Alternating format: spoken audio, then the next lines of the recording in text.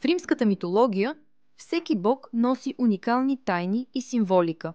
Например, Юпитер, царят на боговете, не само управлява небето, но и олицетворява справедливостта. Неговата мълния е символ на сила и авторитет.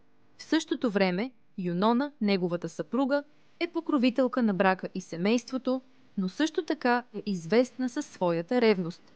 Нептун, богът на морето, е не само владетел на водите, но и символ на хаоса и непредсказуемостта.